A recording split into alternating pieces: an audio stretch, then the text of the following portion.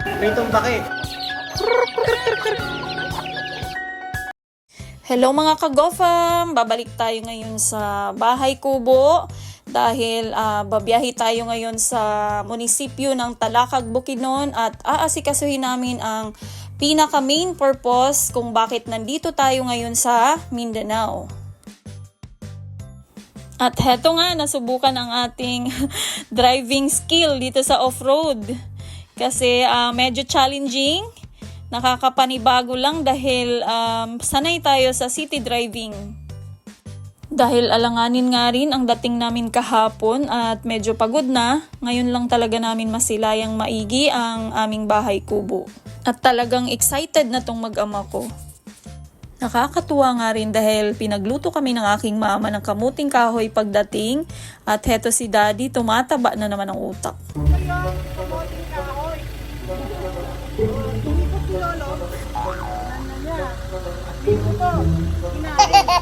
Ginagawa mo? Anong tirador? Tulin mo to. Tirador. Oh, diba? Nag-enjoy nga kami dito at medyo natagalan ng konti.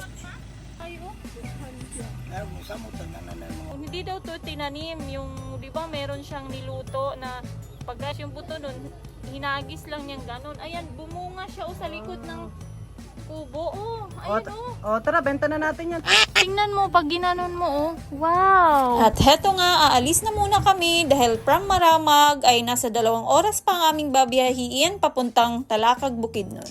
Pagkalipas nga ng mahigit 1 oras ay nakarating na kami dito sa Barangay Tikalaan. Huminto nga muna kami dito sa restaurant na to dahil ang specialty daw nila ay palakang bukid or tinatawag dito na baki. Nag-take out nga lang kami dahil kakakain lang naman at target namin na makarating kami bago magtanghalian doon sa munisipyo. At heto na nga mga kagofam, nakarating na kami dito sa munisipyo ng Talakag. Dahil sa DFA, andito nga pala kami ngayon guys para kumuha ng local certified true copy ng aking birth certificate dahil sa aking PC record ay lumalabas na ako ay pinanganak noong 1968 instead of 1988. Hindi naman kami nahirapan dahil mabilis lang ang transaction nila dito. May binayaran lang din pala ako guys na 260 pesos sa cashier. Maya-maya nga ay natapos na ang aming sadya dito sa munisipyo ng Talakag.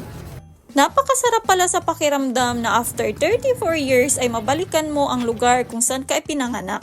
Dahil 1-year-old pa nga lang daw ako ay umalis na kami dito. Pagkatapos nga mag-take ng picture ay nananghalian na kami. At dito na nga rin namin kinain ang palakang bukid. Nasabi nga ng aking mag-ama ay lasang manok daw. Pagkatapos nga kumain ay dumiretso na kami sa tita ko sa may Tinagpuluan, Cagayan de Oro. Nakakataba lang ng puso dahil nakilala ko ang aking mga kamag-anak na first time ko pang makita.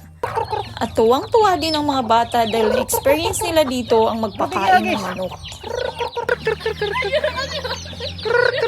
At sabi pa nga ng aking bunso ay pinapadede na daw ng inahin ang kanyang mga anak. At pinoprotektahan niya lang ang kanyang anak sa lamig. Yan, ganyan yan, hindi yan pinapadede. Umuwi na nga kami pagkatapos maghabi-habi namin ang aking mga pinsan.